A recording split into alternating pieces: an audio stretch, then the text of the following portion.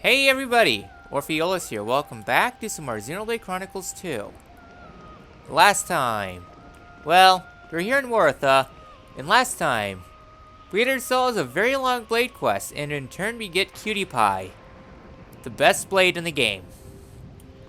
Off screen, what I was doing was I was working a little bit on Cutie Pie, namely Poppy Swap, been farming up a lot of the ether crystals to get her really all get going. We won't be able to do too much, and I'd recommend not really building Cutie Pie to her OP standards until New Game Plus. Just because New Game Plus makes grinding so much easier. And this time, well, I think it's time we start things out with the heart-to-heart. 1 second, need to go make a quick save. Alright then, so, let's get started.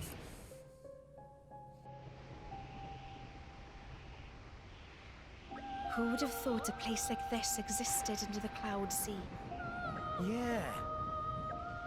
Us salvagers dive deep, but I've never dreamed there'd be this enormous space down here. You'd be hard-pressed finding another place as vast as this, that's for sure. Did people live here once, do you think? If the whole space is filled with buildings like the ones around here, there must have been a heck of a lot of people living in them. True that. And the number of people aside, can you imagine the work it would take to cover this whole place in buildings? I can hardly imagine. I've salvaged a whole bunch of treasures over the years with functions we could never figure out. If this world is where they came from, I've got to say it makes sense. In any age, the ambitions of men build civilization up, and those same ambitions bring it crumbling down. That's so tragic. Why is this place in ruins, anyway? Because of the Cloud Sea. You think the Cloud Sea appeared one day and covered the whole thing up? Yeah. The crops wouldn't have grown anymore, so people would have had to leave. And everyone would have wound up living above the Cloud Sea instead. Does that make sense? I've got a feeling it's the other way around. You're saying the Cloud Sea caused problems here, so people wound up living on the Titans. But I think the problems here came first, and that's how the Cloud Sea and the Titans were made. And once it became uninhabitable, they went and made a new place to live. What do you think, Mia? Well, let's see. Who freaking knows? I mean, this stuff must have happened more than just centuries ago. How are we meant to have any idea? Well, that's why we're speculating, right? Yeah, but I reckon it's a waste of time. We still know barely anything about this place. If we want to work stuff out, we should search for more clues. Well, that's a fair point. This place is beyond anything we've imagined, after all. To be honest, I think it's actually kind of exciting.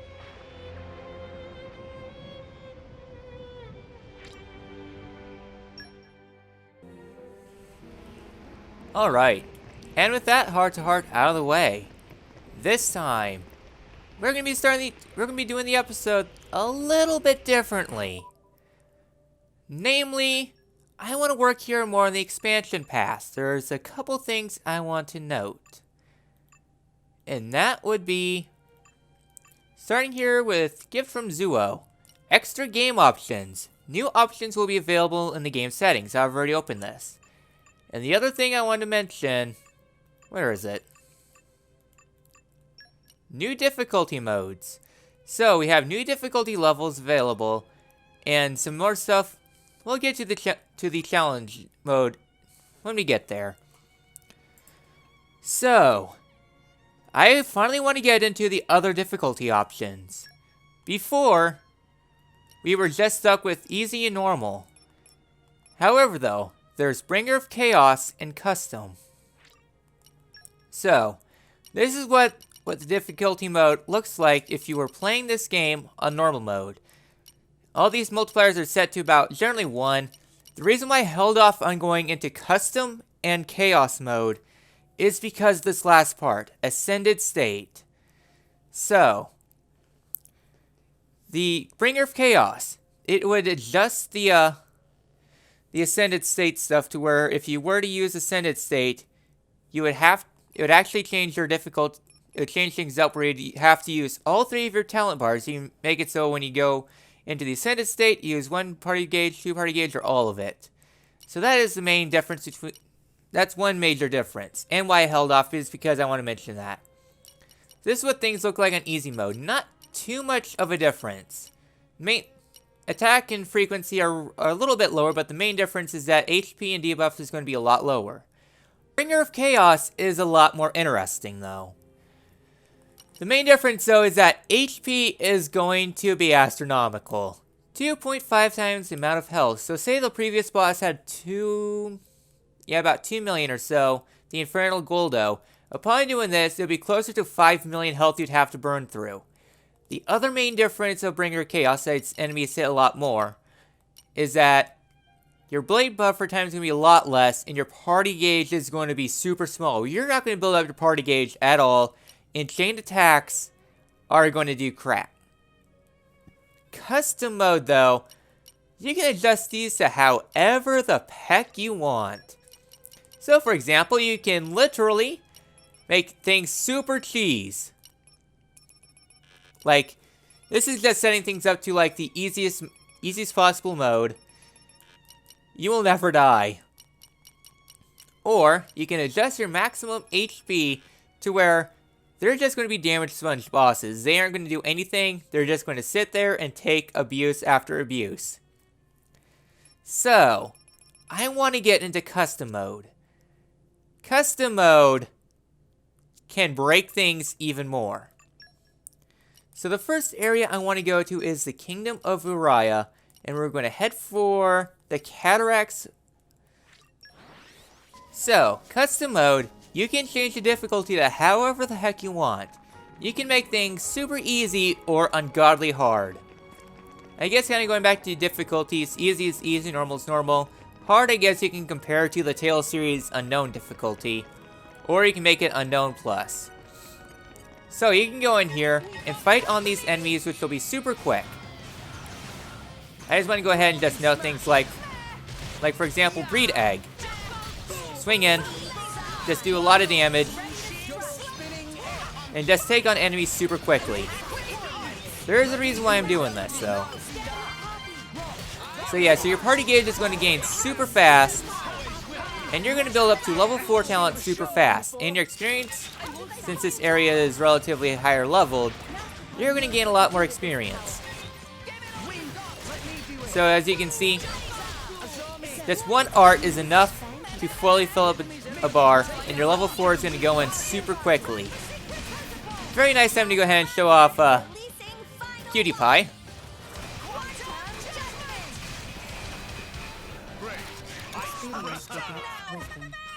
I agree, man.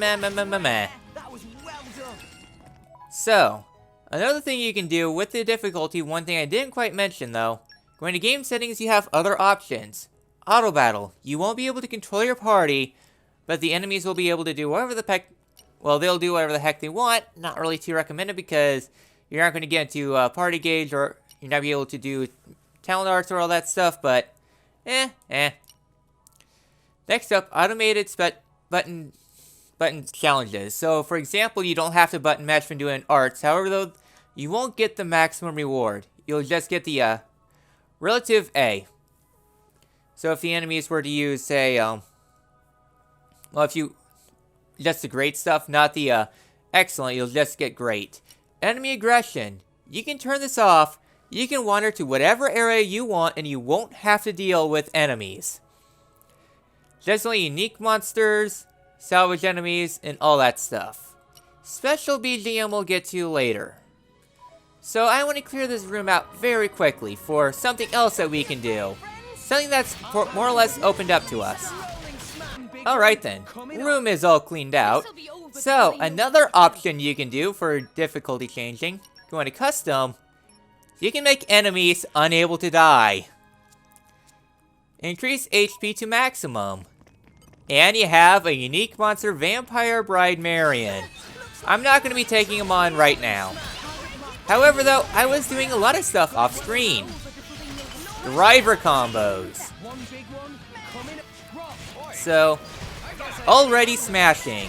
super, super strong. This is easily the best way you can farm for core crystals at this point in the game.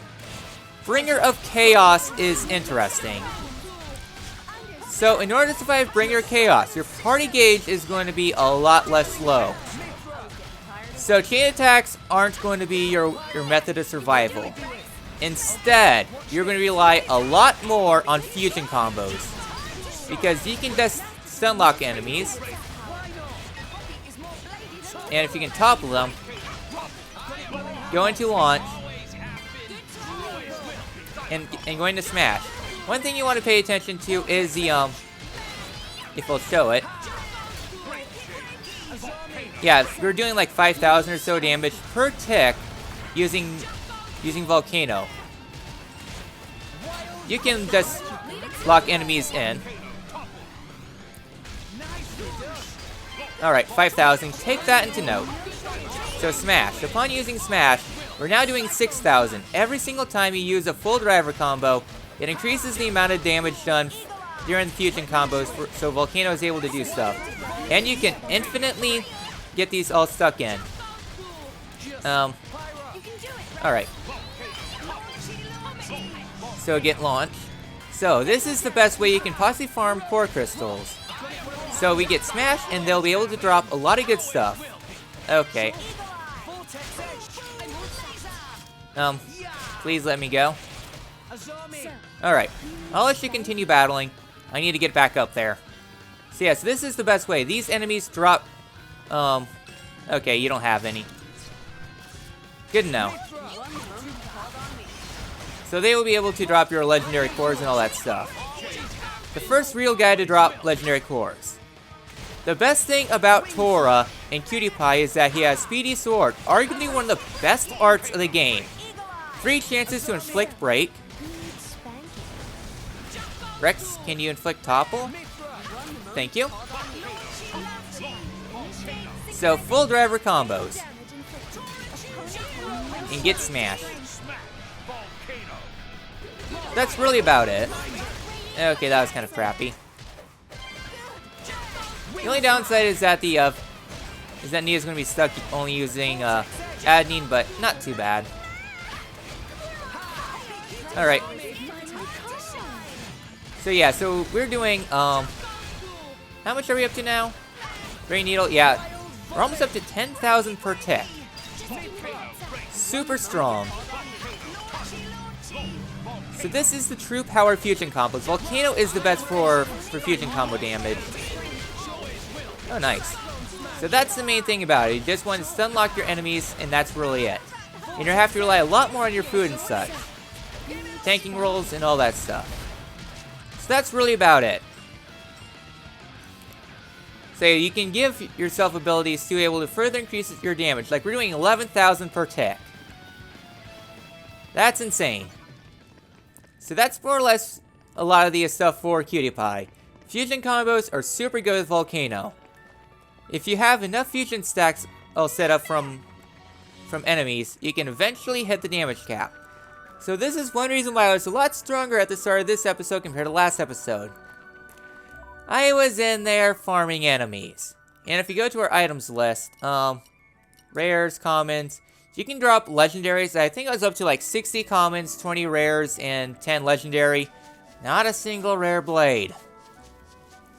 Not surprising since I only have 4. So, custom mode is custom chaos for a reason.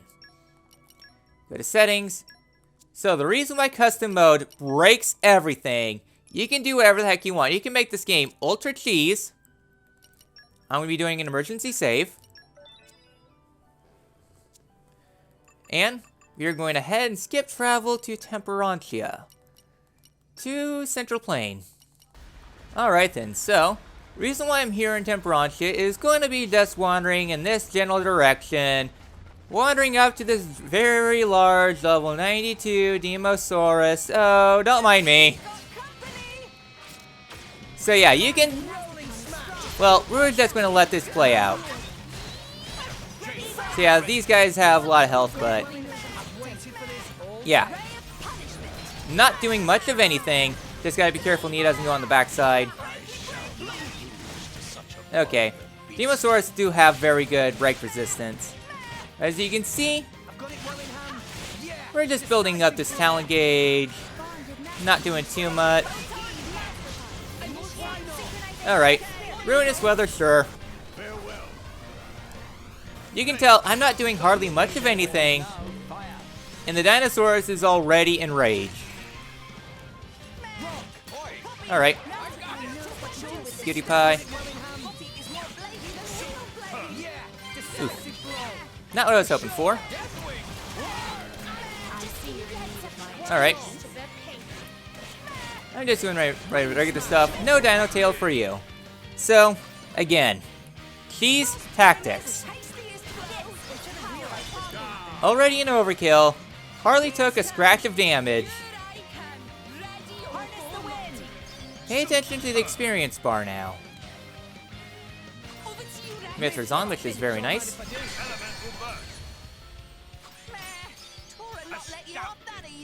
Yeah, Cutie Pie level 2. Nipponic Axion.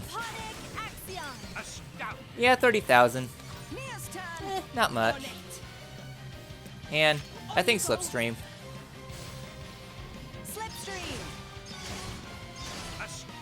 That's good. And Rex and Mithra, sure. Alright. Doing a lot of damage. Pay attention to the experience. 2, almost 3 full levels of doing practically nothing. Almost experience cap 2. Mind you, we hardly took any damage from taking on that Dinosaurus. Custom mode breaks the game. Hence why I saved, because I don't want these 4 free levels. Not right now. Maybe when I'm grinding up to level 99 in the post game. But this is overkill. Custom means chaos. Alright then. And the last thing I want to do is go to final item distribution. So this was released at the very end once Torn of the Golden Country was released. I'm just going on ahead and getting these 2. I'm saving Love Swords for the post game. I just want to get my legendary cores so that way I can open them at the start of the next episode and hopefully get the last 2 rare blades I want to get for the side quest batch. So, anyways, enough of dirtying my hands with custom chaos. Let's restore things back to normal, shall we? Ah, that's a lot better, a lot less guilty. So now things are going to be a lot more sane, if you can call it that. So, starting things up, you know what? We're going to head to the lands of Mortha. We're only going to do 1 side quest this episode. We already started here, so might as well finish things out. Alright, where are we headed next? Alright then, so here in the lands of Mortha, we're going to go over this way, and we have an old machine here that looks kind of like a tablet of sorts. Defense system activated. Sovereign detected in vicinity of Highway 8. Eliminate Garasha Sovereign from Highway 8 to claim reward. What words talk about? So we have the Time-Worn Machine. So, our destination's going to be across the way. Before we head out that way, though, we have a unique monster in here. Right down there. Malicious Dimitri. Well, as they always say, kill every last one of them. Alright, one thing to note is that Dimitri has Elemental Bomb also. Okay. Nuked itself. Okay. I'll take that. Superb indeed. Yeah, goodbye, good sir. And Slipstream.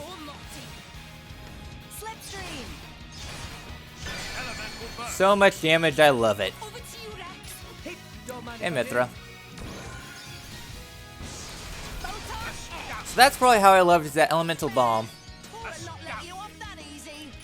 So let's finish him out. Unlimited damage. Mia's turn.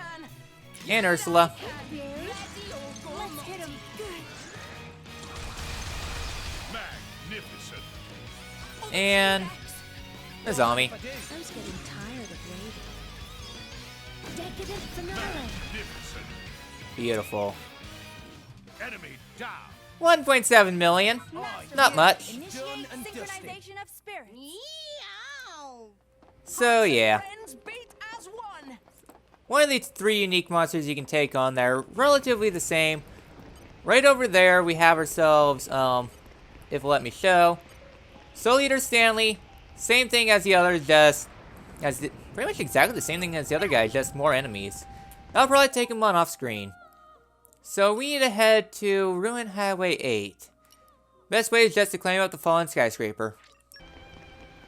Alright then, so here we have ourselves Garasha Sovereigns. Our first instance of these enemies. They more or less exist. Okay. So they exist. They aren't too bad. They love to spin and knock you back. That's the main gimmick of them. They just spin you to death. But they're not terrible. Alright. Ruinous Weather. Oh, okay. First guy's gone. Again, they aren't too bad. Alright. More power. And Rex is really taking the damage. Alright then. Last one.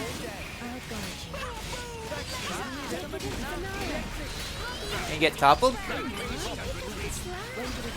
And smash, why not?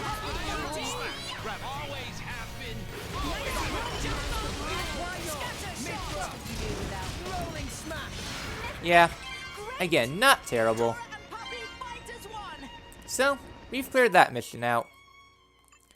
Before we go out though, I've been working a little bit on Cutie Pie's thing. I guess they don't count as Machina. Meh. Alright then, so our next destination's apparently down here.